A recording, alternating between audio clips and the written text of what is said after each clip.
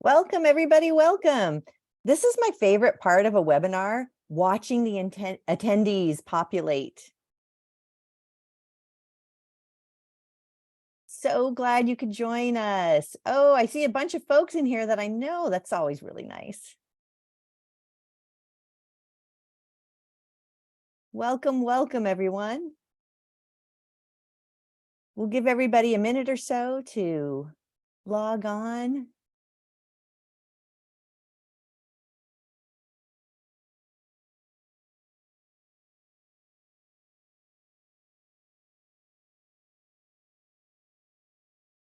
Fantastic.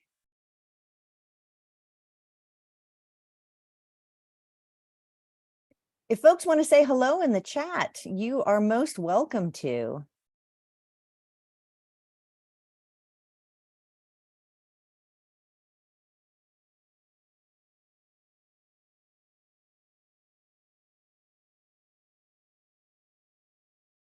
We'll give it one more minute and then we'll go ahead and get started. Hi, Rebecca. Hello, Gavilon. Yay, Jen Montgomery. Hello, Yuba College. West Covina Unified. Excellent. College of the Desert is here. Oh, this is so cool. Unite LA. We love you guys. We're going to see you on Thursday. Oh, from Calexico Unified. Excellent. So glad you're here. Bakersfield. Oh, Arise High Schools. Excellent. Riverside County Office of Ed. Oh, this is wonderful. Okay, so as folks are coming in, welcome, welcome. We're so happy you're here. Let's go ahead to the next slide. For folks who might not be familiar with us, we're the Career Ladders Project. We promote equity-minded community college redesign, and we work with community colleges and their amazing partners all across the state of California. We really believe that community colleges are a strategic lever to help in the alleviation of poverty in California. And so that's what we try and do. We try and help us all do our jobs more effectively. Let's go to the next slide. So this is your CLP team for today. We do have some other wonderful guests who we'll be introducing soon. But my name's Naomi Castro. I'm a senior director with CLP. We also have the amazing Christina Sandoval, who's a senior program associate and is our Wizard of Oz, pulling all the buttons and the levers for this webinar. And then we have the incredible Laurencia Walker, who is a director who's spending this week celebrating her 1-year anniversary at CLP and came from the fantastic and amazing Hartnell College. Let's go to the next slide. So this is our agenda for today. We're trying to do kind of a lot of things in an hour. And so we're going to give participants or attendees an overview of the dual enrollment grants that just came out with a strong focus on CCAP. We do have some colleagues from the CCEMC with a strong knowledge base in history in early and middle colleges. And they've got a webinar coming up that's going to focus more on early and middle colleges. And so I'll invite them to drop those links in the chat too. Then we're going to focus on the Dual Enrollment Exemplar Award. And we're going to have a nice conversation with some really fantastic partners. Of course, Arvin High School was named an exemplar, and they brought some folks from their district and their community college district, and we're going to have a great conversation together. So that is what we're doing. Let's go ahead to the next slide. Thank you. So you all know dual enrollment has taken off like gangbusters across the country and especially in California. And this is in large part due to some legislative reforms that have really slowly but surely and steadily stripped away some barriers, policy barriers in particular for students in dual enrollment. So we can think back to AB 288, the College and Career Access Pathways way of doing dual enrollment that was passed in 2015. In 2016, we opened the doors for non-resident students to be considered as resident students in dual enrollment for the purposes of tuition. AB 30 just did a whole bunch of stuff, allowed students to only do all those crazy forms just once if they're in a CCAP partnership. Adult dual enrollment. We've seen a huge investment, $200 million in dual enrollment and $500 million in the Golden State Pathways. And then we just continue to reform, removing the 10% cap on dual enrollment statewide, and then the community college roadmap, which has it as a goal to increase by 15% the number of high school students earning at least 12 units of college credit while in high school. So this is great stuff. So I'm going to go over the next couple of slides rather quickly. You're going to get all these slides. We promise. We have your email addresses, so we're going to send them out to you. But just a quick overview. Dual enrollment in California takes a lot of forms, from the very highly structured early and middle colleges, which have phenomenal outcomes. In the middle, we see MOU or agreement governed kind of dual enrollment, both CCAP and non-CCAP MOUs. And then at the least structured end, we have individual students, sometimes referred to as concurrent enrollment or enrichment, students who come to the college on their own to take courses. And so we really look towards those two middle areas as the most scalable, right? They can touch very large numbers of students because they happen in comprehensive high schools. And so that is something that we find very exciting, and we want to explore more. And so if we go on to the next slide, the funding opportunity that came out, one of the grants is to focus on CCAP. And that is a particular way of doing dual enrollment. And we can say that it's pathway focused. The classes may be closed to the general public and only for the high school students if they're offered during the regular school day and at the high school campus. But they can also have classes that are outside of that day, and they can have classes on the college campus as well as part of the pathway. They have embedded supports. So really like supports within the classroom, supports that are just part of the student experience. They don't have to go out and search for something. It's embedded in their pathway experience. It is designed for students who are either not already college bound or who are from a group that is underrepresented in higher education. And then they require data sharing agreements so that we can continuously look for areas that we might be able to improve, opportunities for improvement, and particularly student groups that we might be missing, and we want to make sure they're invited in. So let's go to the next slide. Again, just calling out some of the parts of CCAP that you'll really see in the RFA, the grant application, as well as we see in other grant opportunities: pathway design, embedded student supports, and equity. So let's move to the next one. So tons of opportunities, either right now or coming up for funding. We're going to focus today on the dual enrollment funding, particularly the CCAP funding. That's $200 million, half of which for CCAP expansion, half of which for early and middle colleges for startups and expansion. But there's also, we want you to keep in mind, there is $500 million that will be coming available soon for the Golden State Pathways. And if we go on to the next slide, you can see that the Golden State Pathways shares a lot of elements, right, with our dual enrollment funding. The Golden State Pathways is kind of a larger, pathways in general are a larger encompassing strategy that dual enrollment fits very well within. So we can think about partnerships, priority pathways. For Golden State Pathways, there's some priority ones. They're listed out there: education, healthcare, technology, and STEM, particularly climate related STEM fields. But you can have other pathways as well if they're supported by labor market need. The Golden State Pathways also calls for integration, right? College and career. It's not just CTE.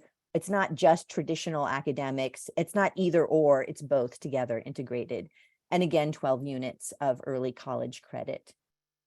So let's go on to the next one. So let's get into a little bit more of the nitty gritty. For the dual enrollment opportunities, again, it's 100 million for CCAP awards, and this is broken down into a couple of different areas. You can have a brand new CCAP agreement. So if your school district does not already have a CCAP agreement, you can use this funding for that. That's very, very exciting. You can also, if you have an existing CCAP agreement, you can expand that CCAP agreement in a couple of ways. You can expand to serve more students, right? So you maybe have 2 or 3 cohorts in a particular high school, and you can add cohorts to that. Or you can also expand to include new high schools, because these CCAP agreements are district to district, right? So if your school district has 10 high schools, and you have CCAP up and running in 5 of them, you can apply for funding to expand that CCAP agreement to those other high schools that don't yet have it there. And you can also expand to include robust pupil advising, student success support services, and outreach campaigns to promote dual enrollment. We do know that many students, the majority of students in the state right now who access dual enrollment do it on an individual basis. And so we might assume that they have some social capital, some navigational capital. Maybe their folks went to college, so they have some support in navigating that system and getting those classes. So how do we do outreach that's really focused on students that we want to enlist in CCAP, students who may not think of themselves as college going, students who are underrepresented in post-secondary. So Black students, brown students, Latinx students, first generation students. These are students we really want to reach out to, enlist, and support in college going. There is also 100, oh, thank you, Sherry. Our colleague Sherry put in the chat the CCEMC webinar that will be focused on the second half of the dual enrollment opportunities, which is to start or expand middle college high schools and early college high schools. So we definitely look forward to that webinar. Thank you, my friend. Let's go to the next slide. So the timeline for both of these grants is the same. The RFAs were the requests for application. The applications were released very recently. And then they are due, like, oh my gosh, in a blink of an eye. They're due in March, the end of March. And the grantees will be announced in June. And the project term begins July 1st. And the disbursements of funds will happen in September. And these grants are last until the end of 2027 fiscal year. So June 30th, 2027, funds must be dispersed. We had a great question the other day is, what if you disperse your funds sooner than that? That's fine. You can spend it before then, but you have until then to disperse, to expend the funds. Let's see, next slide, please. And for this, I'm going to pass it to my dear colleague, Laurencia Walker. Thank you so much, Dr. Castro. Again, welcome everyone. Some of you may be wondering, well, what exactly can I spend or write up in this grant? And so we definitely encourage you to review the RFAs. They're pretty explicit in there, and we have links in the chat. But just to give a brief synopsis of what is allowable and non-allowable, program activities regarding program capacity, improving that capacity, establishing partnerships, enrollment and related processes. We all know how challenging that can be. So improving systems in that field, program pathway design, embedded student supports, collaboration and planning time, as well as outreach. So activities surrounding that, again, more details specifically in pages 7 and 8 of the CCAP RFA. These items are explained. Just to briefly go over non-allowable expenses, most of you probably know some of this. Supplanting existing activities and services is not allowable. Equipment for admin, the purchase, lease, or remodel of furniture and facilities. High school textbooks obviously are not allowable. These are college courses, so you can use those funds for college textbooks. And unfortunately, you cannot pay for journal or periodical subscriptions. That's in the non-allowable area. So again, these items are explicitly stated in the RFA, so we encourage you to review those, but we just wanted to highlight a few of those as well as on the next slide, we wanted to share a few clarifying points. So who can apply?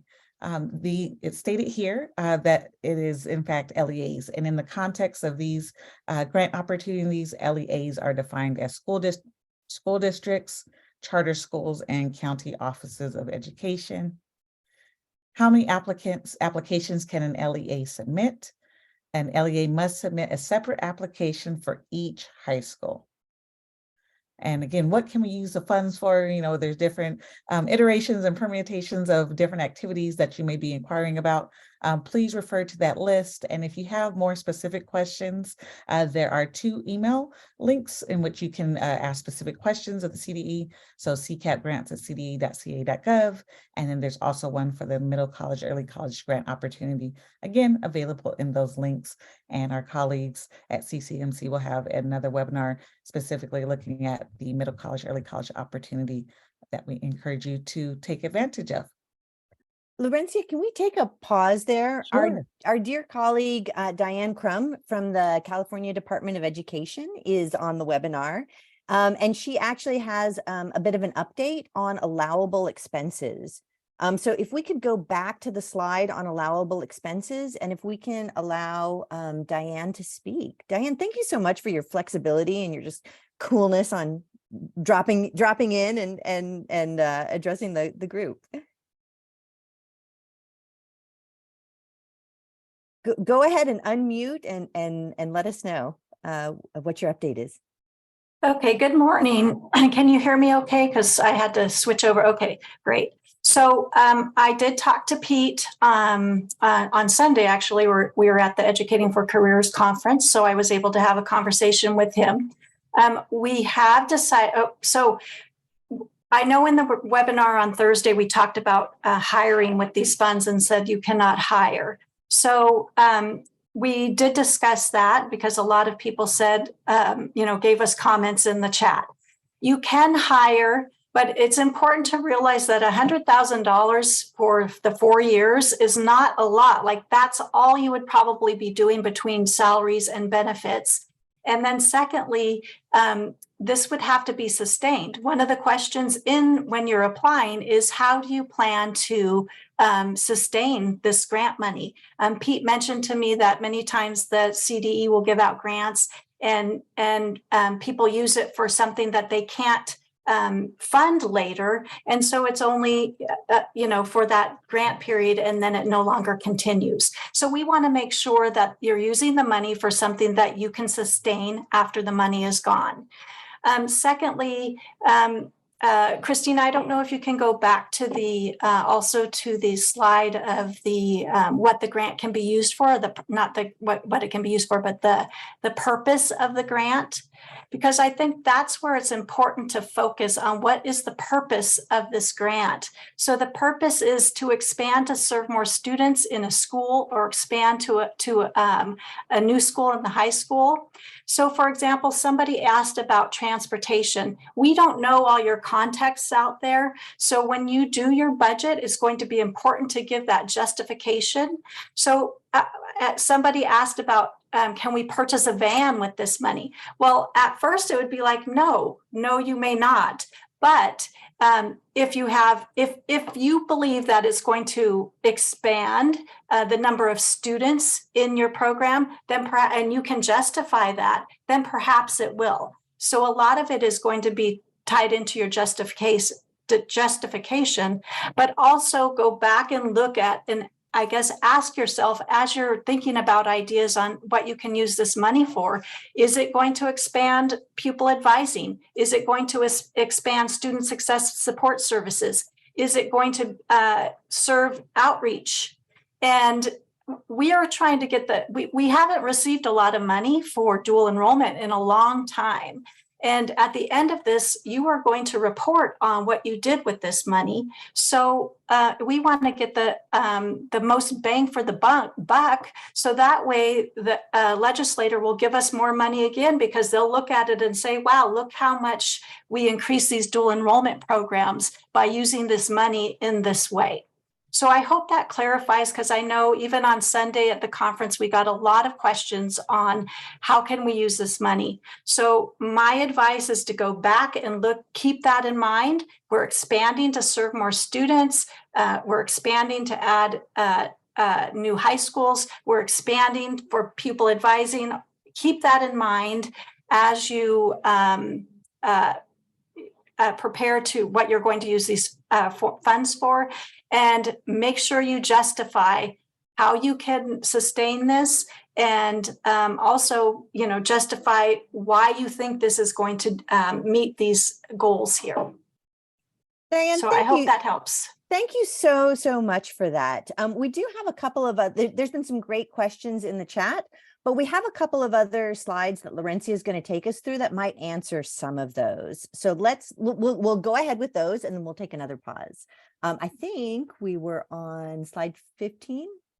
Oh, no, I'm sorry, 14. A few clarifying points. There we go. Laurencia, go ahead.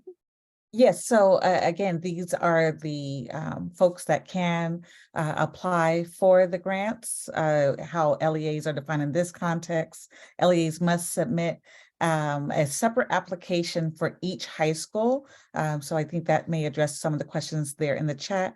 And again, as Diane mentioned, and we thank her again for sharing those clarifying items that have come up since the last webinar. But if you have additional questions, again, there are 2 specific emails that you can submit those questions to additionally. So moving right along. So again, there's going to be some opportunities for priority points. These are, again, priorities, not requirements. And just to go over those, LEAs with higher than average dropout rates, rates of suspension and expulsion, rates of homelessness, foster youth or justice involved youth will be getting points. LEAs with lower than average A through G completion rates, and LEAs with at least 50% of students who are unduplicated and when classifying English learners, economically disadvantaged, and again, foster youth. Just because you may not meet all these priority areas does not mean you cannot submit. Again, please consider submitting. These are priorities, not requirements. In terms of the RFA scoring, key elements will be to describe an overview of your what you're planning to do with the funds, description of your partnership, the pathway design, including dual credit, student supports, and sustainability. There's also going to be a requirement for a budget component, as well as a letter of commitment from the college, either college president or college district superintendent president, and the school district superintendent. So both letters of commitment need to be included in the application. And we also wanted to again highlight the intent of College and Career Access Pathways Dual Enrollment CCAP is designed for students who are underrepresented in higher education or who might not otherwise go to college. So just wanted to uplift that, again, that intent within that legislation as well. On to the next slide.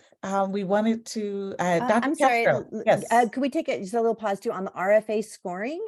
There will also be a budget narrative, letter of commitment, and superintendent letter of commitment. It's a letter of commitment from the college and the superintendent. But you also, the budget narrative is a great place to talk about how awesome your program that you're designing for will be, right? So I just really want to lift that up. Sometimes we think of a budget narrative as just like, oh yeah, we just write the numbers and what we're spending the money on. But the narrative part is where you can also really make the case. So anything you weren't able to say in the other parts, maybe you ran out of character spacing, or you just want to really reinforce something, you can talk about it in your budget narrative. And I just want to encourage folks to do that. Sorry, Laurencia, please go ahead. Absolutely appreciate that. That's super important. And so when we talk about the exemplar awards that were recently awarded, we wanted to draw the linkage that the exemplar awards for dual enrollment that were recently awarded will also be the framework used to inform the scoring for the RFAs that we just described. So we wanted to draw that linkage here and create some space to acknowledge those exemplar award designees. which you will see here. Hopefully you recognize some of those folks and the good work that they're doing. And more specifically, we wanted to highlight one of those partnerships here today, and that's Arvin High School within the Kern High School Community College District in partnership with Kern Community College District. And on the next slide, I believe you're going to see who we are going to be hearing from today. These will be our excellent colleagues that are going to be able to share their wisdom and examples from practice, lessons learned from their exemplary partnership that they have. And so with that, we have queued up some questions that we'll leave here just for a few seconds on the screen, just to let you all see what we're going to sort of ground our questions in. And then we're going to pose those to our colleagues here on the call today. And then we're going to open it up for you all as well. And so these are the questions. And to start us off, what makes dual enrollment at Arvin High School exemplary? And we're going to toss that over to Ed. So Ed, you have the floor. Thank you. Well, first of all, thank you for inviting us to this collaboration. Laurentia, that's a lot of pressure. Wise? I don't know if I'd say wise. But anyway, to give you some background and hopefully kind of frame what we're about to say, is Arvin High School is a high school that sits about 30 miles south of Bakersfield. We serve 3 communities. We have 2,700 and about 80 students, of which 2,651 of them are unduplicated count. So you saw on all the bullet items of things that were important. That's one big component of Arvin High School. But 8 years ago, we started on this dual enroll journey where a group of Bakersfield College folks came to speak to us about partnering. And so in the midst of that conversation, Arvin High School also has 10 career technical education pathways. Well, that's where I wanted to start. So we wanted to, along with our certificate stacking and building, we wanted to implement some dual enroll courses as well and grow that out so that we could get more students to college, more students in the trades. And really the vision of this wonderful honorable award that we've just received was the vision of trying to give students that are not as out in front as could be the opportunity to springboard out in the future. And so in building that, we started in our CTE pathways. We've grew that thing out quite a bit. And in the midst of that, we had a grant come along called a Game Changer Grant, which was kind of a local type of a grant, where we had a group of Kern Community College folks come to me to say, hey, let's utilize this grant in another fashion to build out a pathway. And so we also have a concurrent enrollment pathway after school, where we have 4 full cohorts now. The idea would be we would grab 60 freshmen in their spring of their freshman year and get them in this pathway to take 1 college course every semester, even through the summer, through their high school career. That would afford them 36 college credits. And this pathway was aligned to all the gen ed requirements for UC and CSU. So basically, it's a very focused pathway to get students an AA degree for transfer in communications as they step across our graduation stage. So that's another element of what we built. So in my master schedule across the year, we have 52 sections of dual enrollment, so very robust, looking to grow more.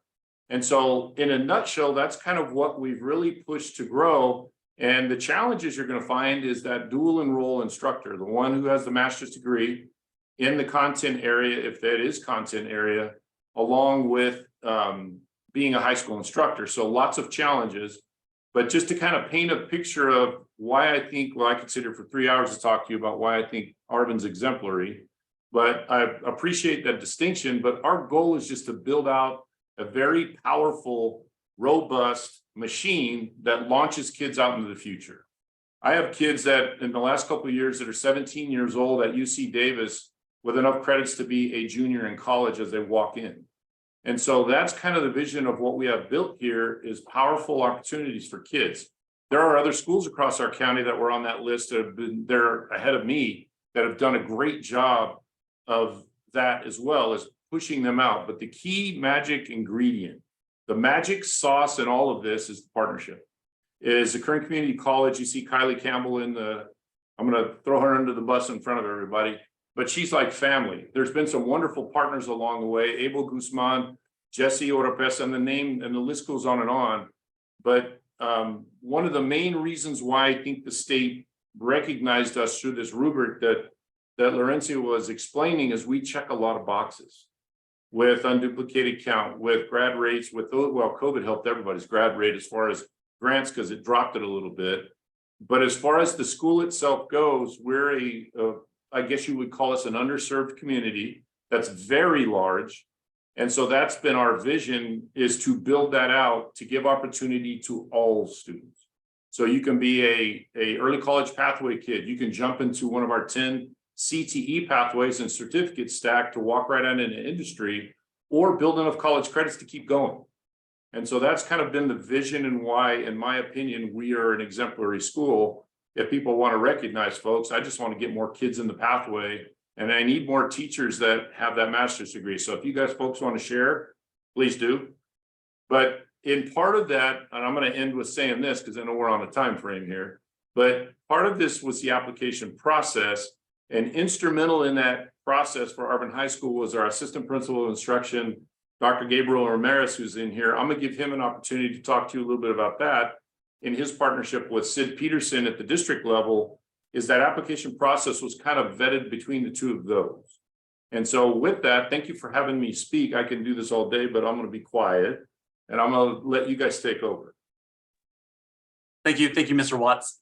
So again, I'm Gabriel Ramirez. I'm the assistant principal here at Arvin High School. So just to talk to you a little bit about our application process and the things I think made us successful. First of all, it's being able to paint that picture of what Mr. Watts had said about Arvin High School, what we have going on here, what our student population looks like, and the students we're servicing, and what we have grown our program to be, and what we hope our program to become in the future also. So thanks to Sydney Peterson, our director from the district, who did give us a lot of data from the district and site-wide to use as artifacts when we answered the different questions and provided narratives in the application process. So we were able to, and as in a narrative, paint that picture, but also support it with the artifacts that Sydney Peterson had given to us to be able to use those, and people can see those as well. But again, echoing what Mr. Watts said, I think what makes us successful is definitely our partnership with Kern Community College District and BC. They've really supported us in building the framework and a pathway for our students who want to get an AA to obtain that AA, but also allowing us to have a variety of dual enrollment courses, including in our CTE pathways and classes such as manufacturing, architecture, and agriculture, which just enhances the opportunities for an array of different students who may not want to take a dual enrollment English class, but can do a dual enrollment class in a CTE course as well. Also being able to talk about in the application process, the supports we have, like I mentioned, from our district, from directors like Sydney Peterson, who support our efforts here at Arvin High School, but also the supports we have for our students, mentioning we have a dual enrollment counselor that's specifically, that's his cohort, the dual enrollment students. So he's able to support the students through the 4 years of the pathway here at Arvin High School, and any students that are taking dual enrollment. So being able to talk about that, it was very vital, I believe, also. And again, just echoing Mr. Watts again, the partnership, the relationship with BC, and the support we've gotten from Kylie Campbell and different people over at the Kern Community College District and Bakersfield College, also to helping us being able to sustain and continue our work with the dual enrollment we have here at Arvin High School. Great. And as we, I know you may have a carryover response, Sydney Peterson, to that, but as you're responding, could you also lead us into the response to the next question of how might partnerships make best use of their funds, grants, or other funds to provide and grow equitable dual enrollment? Sydney? Great, thank you. And hello again, everybody. My name is Sydney Peterson, the Director of Educational Services for the Kern High School District, which is where Arvin High School resides. And so I do appreciate the partnership. I think it really does all go back to this partnership idea. And, you know, even though CCAP really started in 2015, I want to reiterate to everybody, we are not currently a CCAP district. And so we are the largest 9th through 12th grade high school district in California.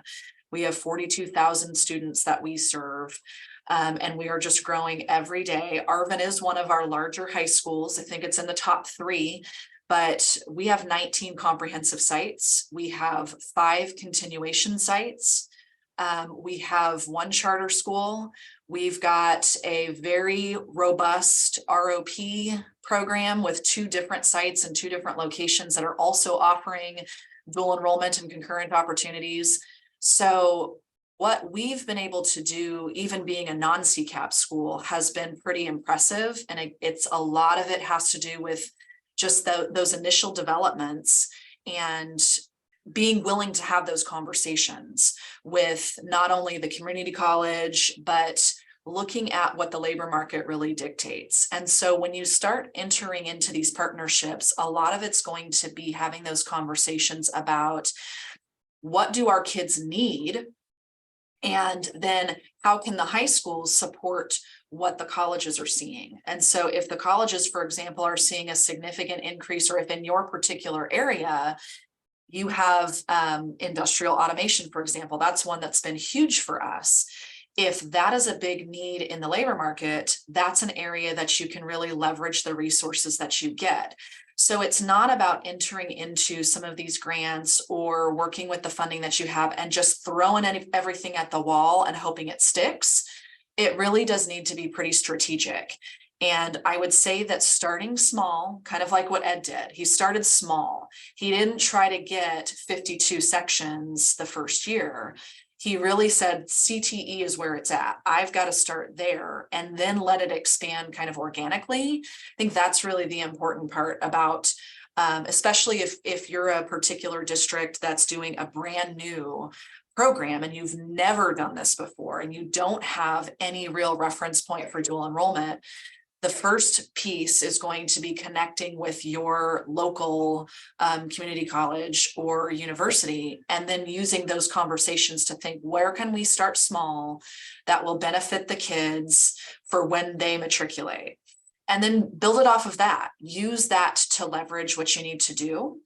And then don't shut this down just to your AP level kids or just to the kids that were in GATE or have high performance. Obviously, it's really important that when you have conversations with parents and families and counselors, and depending on how you roll this out on your campus, letting them know that it doesn't, the rigor is still there. These are still college level courses. And so they have to be they also have to be very strategic as to if they want to do that, but giving the opportunities to those kids and making sure that every student who's in that particular program has the opportunity, and being able to work around in master scheduling and being able to provide the supports internally without necessarily having to use people will help you kind of design what that looks like.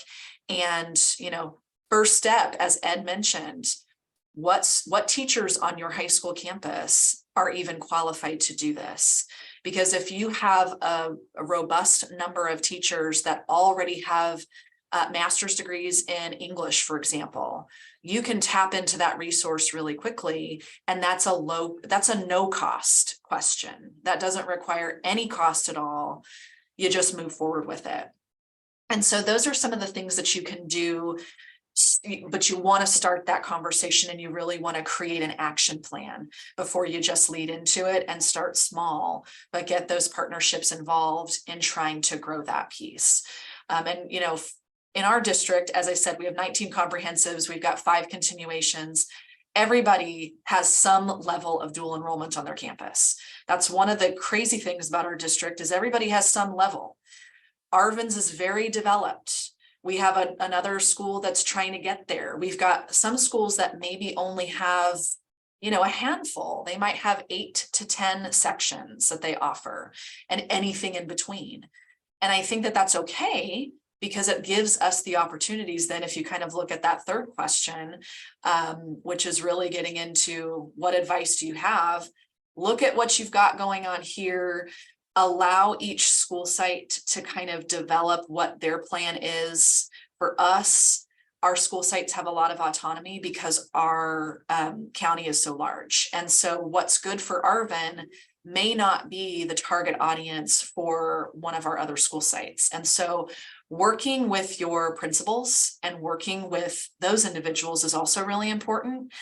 And I will say that if there are any district level superintendents or individuals here who have the ability to kind of make this change, my position didn't exist really prior to 2014.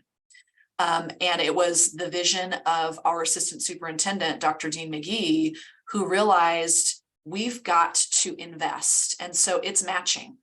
We don't rely solely on these grants to fund what we do. We have invested through LCAP, through LCFF, whatever that happens to be.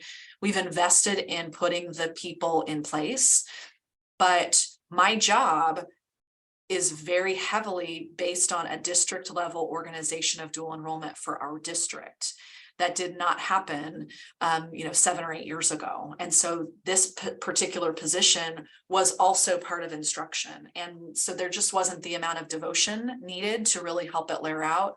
And so there does have to be, I think, kind of a philosophical investment in dual enrollment and wanting to move forward with that process. So from the administrative perspective, I think that that's really critical in wanting to see a long-term benefit from what you might be doing with the grant that you have.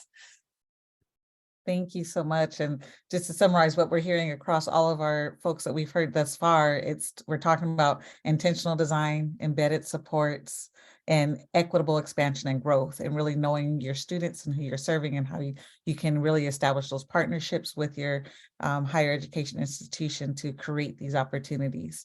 With that, before we open it up to the additional questions, we wanted to give space to their college partner. It's Kylie Campbell. If you wanted to speak to any of the points that were brought up here, partnership development, equitable expansion, the floor is yours. Great, thank you so much, Laurencia, and the Arvin team did a great job, and Sydney from Kern High School District. Their program really is just exemplary, and I'm honored to be a partner in that work. Been doing that for the last 4.5 years, but I can't stress enough that using this money, while it's not enough to get teachers their masters or hire a new staff like Sydney's position, it's something. And if you're needing to start the partnership or do the planning or go back to the drawing board, if you have an existing partnership that isn't what it should be or serving the students it should be serving, just having the time for the partnership and having all the key stakeholders at the table, including your instructors from the high school, your faculty from the college, students from your schools, parents from your community, making sure that you get their input on what would serve them the best. And working in Kern County with low degree attainments, we knew that when we were launching early college, we had to clearly provide the marketing and outreach and the explanation of what early college is, what these dual enrollment opportunities are, how they're different from existing opportunities, because they may have been cut out of AP for some reason during their educational system or honors. But as Ed mentioned, when we built early college, we built it with all students in mind. So if 10% of students are on an AP track, it's fantastic. They're working on their associate degree, but the other 90% need pathways as well. And those are CTE pathways, certificate pathways, and degree pathways. We don't exclude the non-AP students from those opportunities. But just again, circling back to using the money to have that planning time.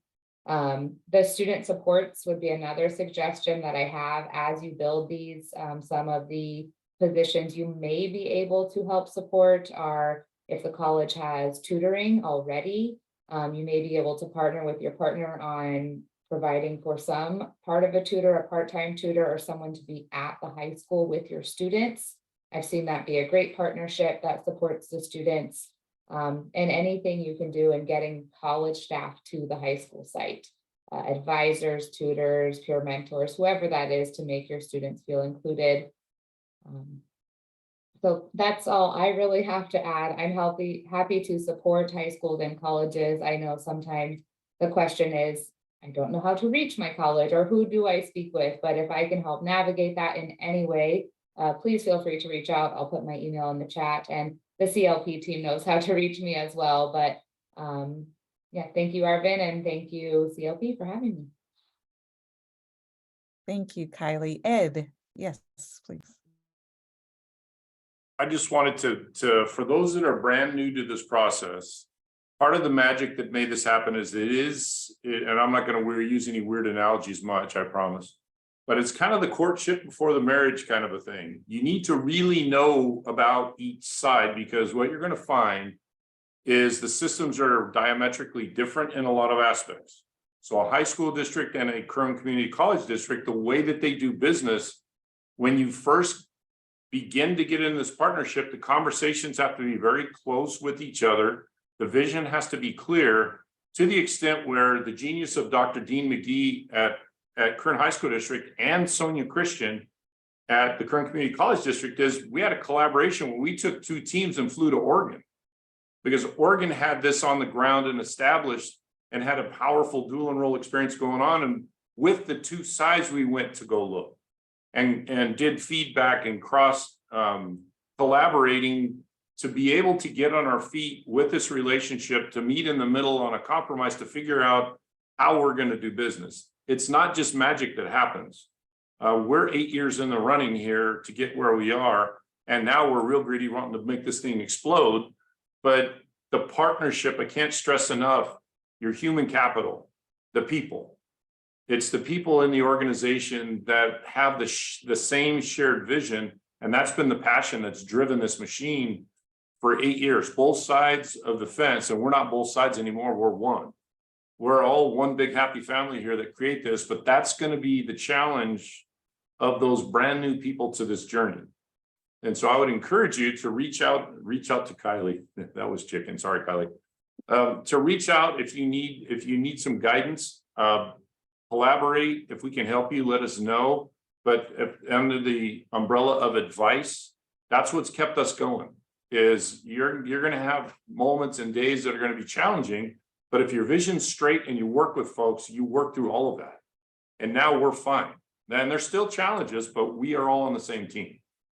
And so that's what keeps us running. Even like in Sydney's position, Sydney is the 4th director that sat in that chair since we started this journey, and we haven't lost any steam at all. Matter of fact, we're gaining speed with Sid, and we're doing great things. But it's going to take a lot of understanding on both sides to make this thing go. And so we're more than happy to talk to you. There, Kyla, I didn't just volunteer you.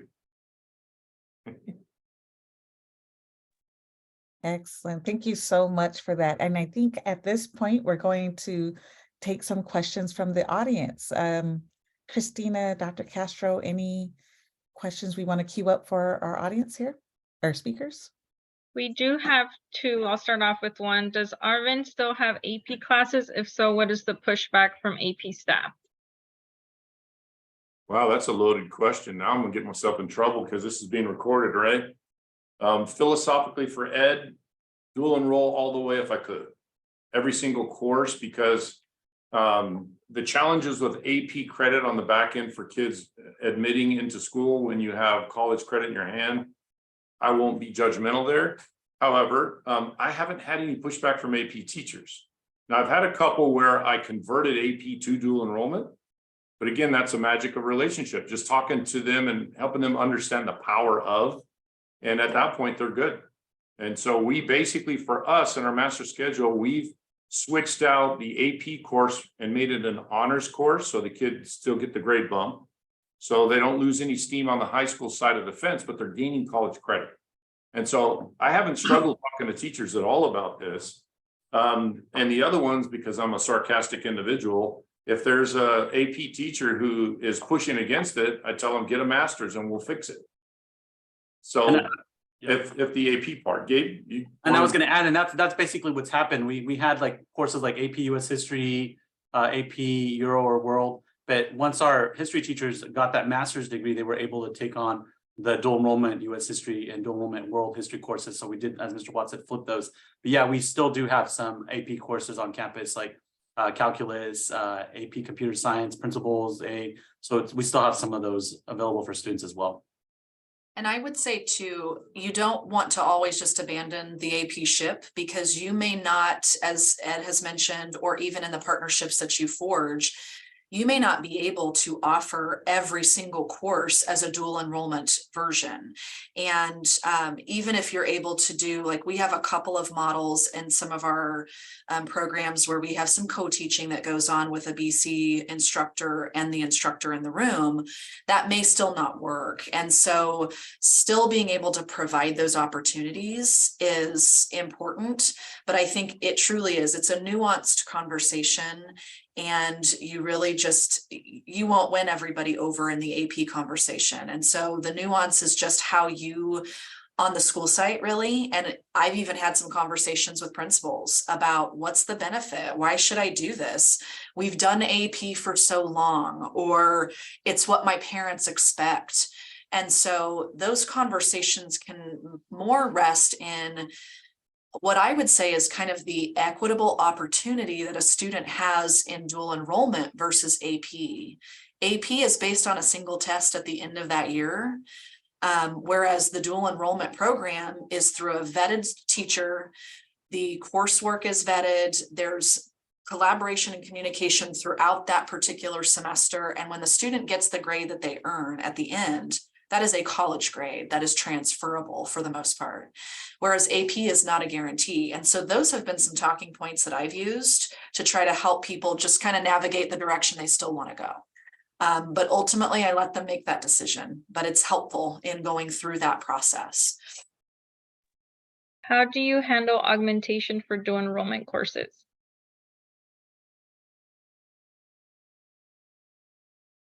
I'm not Not sure you know what augmentation means. I might need Maybe clarification on that. Yeah, if whoever wrote that could add some context, and we can go on to the next question. Yeah, the next question, there's actually a few in one. So what's your pay structure agreement with the college? Do your teachers get paid a stipend from the college? Any chance you're willing to share the agreement, MOU, instructional agreement? I can hop in.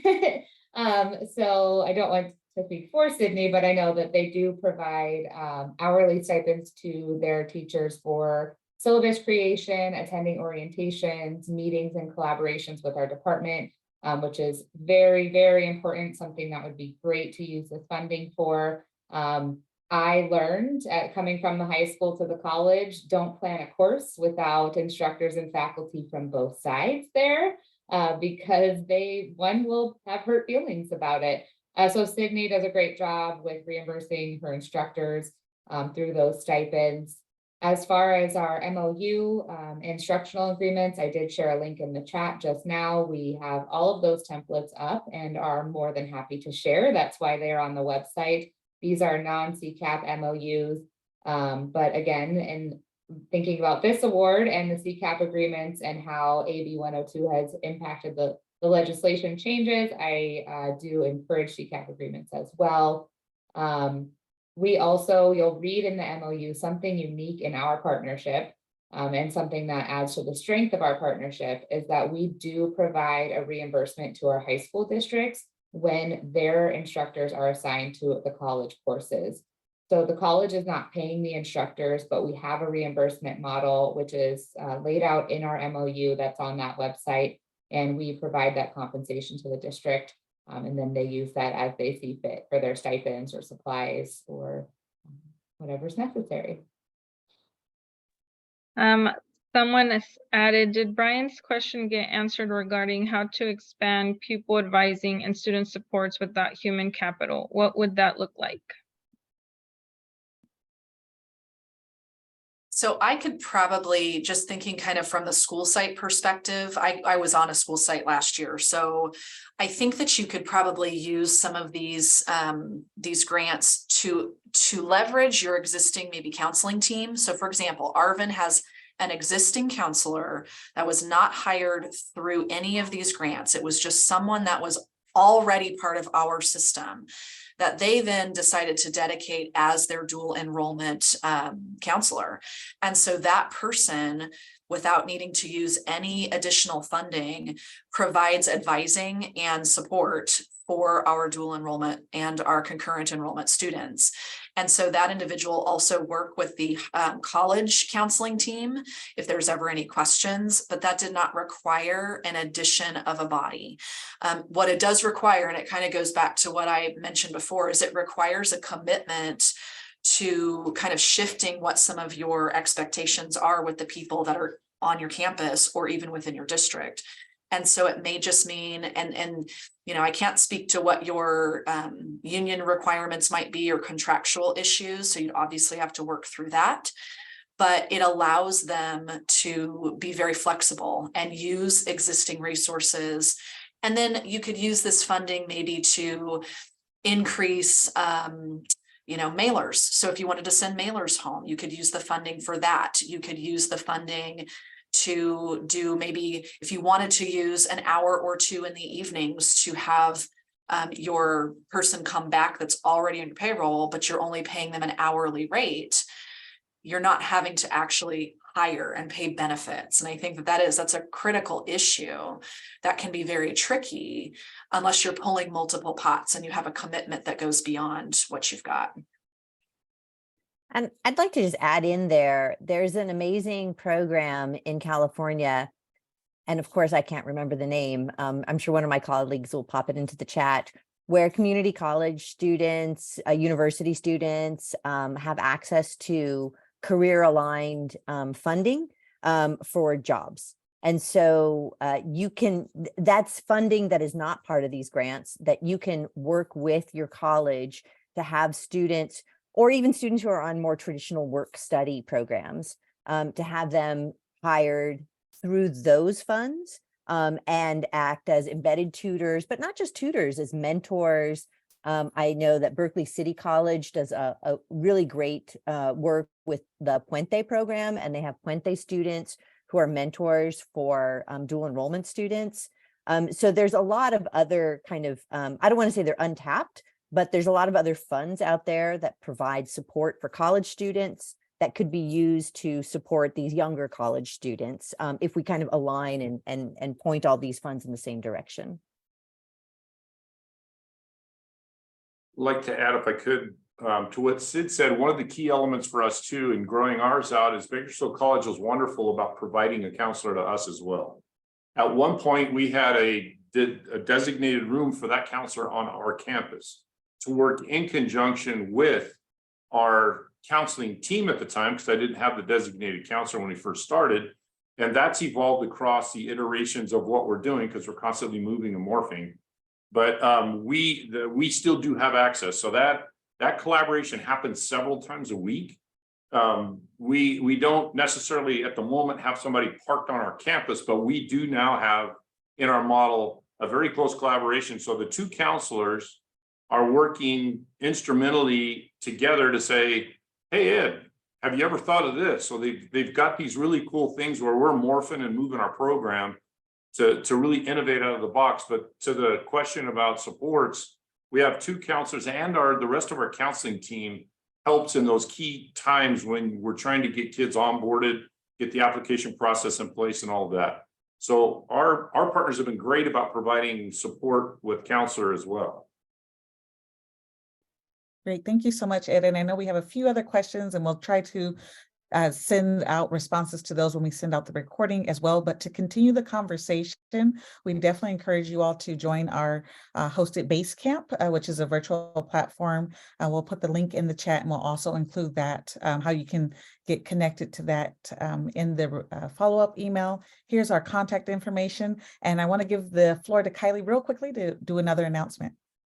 Thank you, Laurencia. And Ed thought he was volunteering me, but really I'm going to volunteer Ed here. So Kern Ladders Project, Kern Community College District, and the Education Trust West are having an event called the California Dual Enrollment Equity Conference in May 2nd and 3rd.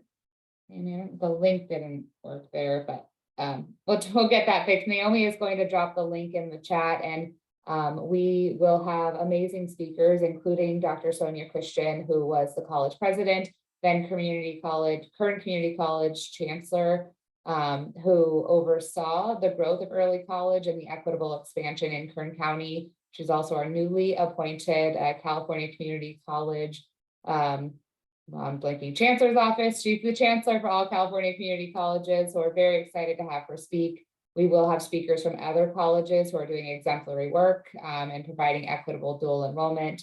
And we also have an opportunity to visit high schools, one of them being Arvin High School, to see this work in action. So we're very excited. We hope you can register.